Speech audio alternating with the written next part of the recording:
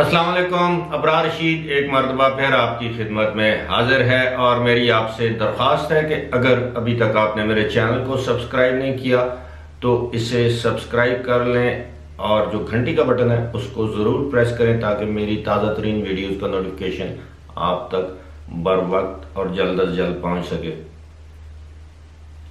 मुझसे गुज़श्ता 1 या 2 दिनों में बहुत से लोगों ने ऐसे सवालात किए हैं जिनके मैं बहुत सी वीडियोस में जवाब तो दे चुका हूं, लेकिन आई थिंक कि शायद वो लोग मेरी वीडियोस नहीं देखते या किसी वजह से उनसे ये मेरी वीडियोस मिस हो जाती हैं। लेकिन आपको पता है कि मैं तकरीबन 1 हफ्ते से आपको बताने की कोशिश कर रहा हूं कि इस वक्त यूएई में बहुत ज़्यादा कंफ्यूजन है। दुबई की रियासत एक ऐलान करती है, दुबई की अथॉरिटीज़ एक ऐलान करती हैं, अबू धाबी की रियासत एक दूसरा ऐलान करती है, उसकी जो अथॉरिटीज़ हैं वो बिल्कुल अलग से ऐलान कर देती हैं। अब ताज़ा तरीन ऐलान सामने ये आया है कि यूएई ने एक मरतबा फिर यूएई से बाहर के मुल्कों में जाने वाले यूएई के सिटीजन्स और वहाँ के रेजिडेंट्स यानी जो मुस्तकिल रिहायशी हैं उन पर एक मरतबा फिर ये पाबंदी आयद कर दी है कि अब उनके लिए कोरोना वायरस का टेस्ट करवाना जो है लाजमी है।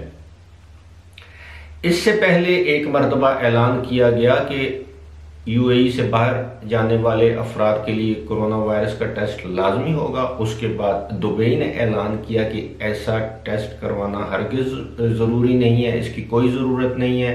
यूएई के रेजिडेंट्स या जो सिटीज़न है वो बगैर कोरोना वायरस टेस्ट के किसी भी मुल्क जा सकते हैं। अलबत्ता एयरपोर्ट पर उनकी स्क्रीनिंग की जाएगी, यानी वही थर्मल स्कैनर्स के ज़रिए के थ्रू गुजारा जाएगा।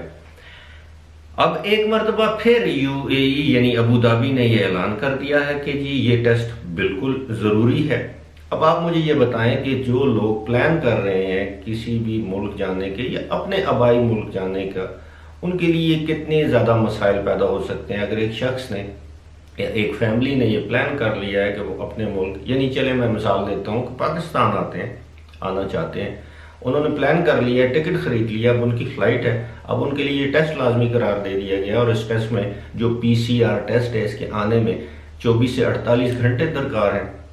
तो अब देखें कि रोज़ाना, और साथ ही साथ फिर एक मरतबा इस बात का इयादा किया गया है कि यूएई से बाहर सफ़र करने वालों के लिए भी आईसीए यानी आइडेंटिफिकेशन एंड सिटीजनशिप अथॉरिटी की जो वेबसाइट है उसके ज़रिए आपको अप्रूवल लेना भी लाजमी है।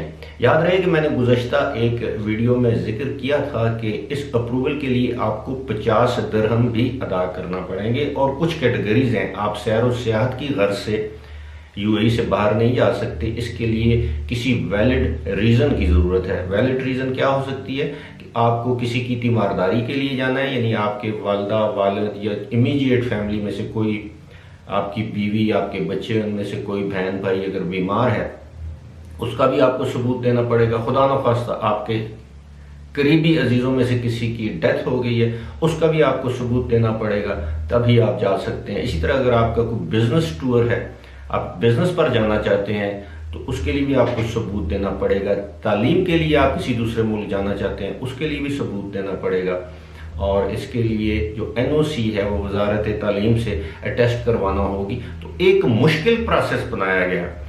इस वक्त यूएई की हुकूमत चाहती है कि वहाँ पर गैर कानूनी तौर पर क़याम पजीर तमाम गैर मुल्की फौरी तौर पर निकल जाएं। जो विजिट या टूरिस्ट वीज़े पर आए थे, जिनके वीज़े एक्सपायर हो गए, वो फौरी तौर पर वहाँ से निकल जाएं। इसी तरह जो दीगर जो गैर मुल्की हैं जिनकी मुलाजमतें चली गई हैं वो फौरी तौर पर यूएई से चले जाएँ, क्योंकि वो समझती है हुकूमत के ये इस वक्त उनकी हुकूमत पर बोझ हैं। दूसरी जानब हुकूमत ऐसे अफराद को यूएई में वापस लाना चाहती है, जल्द अज जल्द वापस लाना चाहती है, जो कि हुनरमंद हैं, स्किल्ड हैं, टेक्निकल नो हाउ रखते हैं, मेडिकल या हेल्थ फील्ड से रिलेटेड हैं, उनको फौरी तौर पर अप्रूवल दी जा रही है। लेकिन इसके बरअक्स अपने शहरियों और रेजिडेंट्स के मुल्क से खाम में बाहर जाने की हौसला शिकनी कर रही है। फिलहाल इसी के साथ मुझे दीजिए इजाज़त। खुदा हाफिज़।